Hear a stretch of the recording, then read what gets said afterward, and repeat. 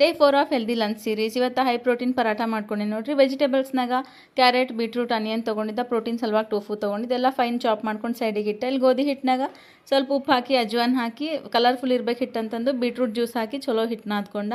ಇದು ಹಿಟ್ಟು ಸಾಫ್ಟಾಗಿ ನಾದ್ಕೊಂಡಿದ್ದಾದ್ಮೇಲೆ ಸ್ವಲ್ಪ ಎಣ್ಣೆ ಹಚ್ಚಿ ಸೈಡಿಗೆ ಇಟ್ಕೊಂಡ್ಬಿಟ್ಟು ಹಿಟ್ಟು ನೆನಿಬೇಕಂತಂದು. ಆಲ್ರೆಡಿ ವೆಜಿಟೇಬಲ್ಸ್ ಎಲ್ಲ ಚಾಪ್ ಮಾಡ್ಕೊಂಡಿದ್ವಲ್ಲ, ಅದು ಸ್ವಲ್ಪ ಎಣ್ಣೆ ಜೀರಿಗೆ ಹಾಕ್ಕೊಂಡು ಫ್ರೈ ಮಾಡ್ಕೊಂಡ. ಇಲ್ಲಿ ಗ್ಯಾಸ ಲೋ ಫ್ಲೇಮ್ನಾಗ ಇಟ್ಕೊಂಡು ಫ್ರೈ ಮಾಡಿದ್ರೆ ಸ್ವಲ್ಪ ಫ್ಲೇವರ್ ಎಲ್ಲ ಚಲೋ ಬರ್ತದೆ. ಆಮೇಲೆ ಇಲ್ಲಿ ಉಪ್ಪು ಹಾಕ್ತಾ, ಅರಿಶಿನ ಹಾಕ್ತಾ, ಮೆಣಸಿನ್ಕಾಯಿ ಹಾಕಿದ್ದಿಲ್ಲ ನಾನು, ಹಾಗಾಗಿ ಸ್ವಲ್ಪ ಖಾರದ ಪುಡಿ ಹಾಕ್ಕೊಂಡು ಚಲೋ ಫ್ರೈ ಮಾಡಿಕೊಂಡು ಎಲ್ಲ ಆದಮೇಲೆ ನಿಂಬೆ ಹುಳಿ ಹಿಂಡಿದ್ರಿ. ಇದಕ್ಕೆ ಇದು ಹಿಟ್ಟು ಆಲ್ರೆಡಿ ನೆಂದಿತ್ತು ಚಲೋ. ಅದರಲ್ಲಿ ಚಪಾತಿ ಟೈಪ್ ಮಾಡ್ಕೊಂಡ.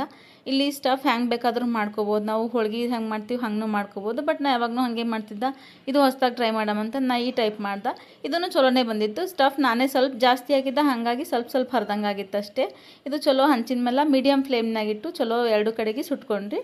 ಪರಾಠ ರೆಡಿ ಆಗಿತ್ತು. ನನ್ನ ಲಂಚ್ ಭಾಳ ಸಿಂಪಲ್ ಇತ್ತು. ಕಂಟೆಂಟ್ ಇಷ್ಟ ಆಗ್ಲತ್ತಿತ್ತು ಅಂದ್ರೆ ಸಬ್ಸ್ಕ್ರೈಬ್ ಮಾಡಿರಿ, ಸಪೋರ್ಟ್ ಮಾಡಿರಿ. ಥ್ಯಾಂಕ್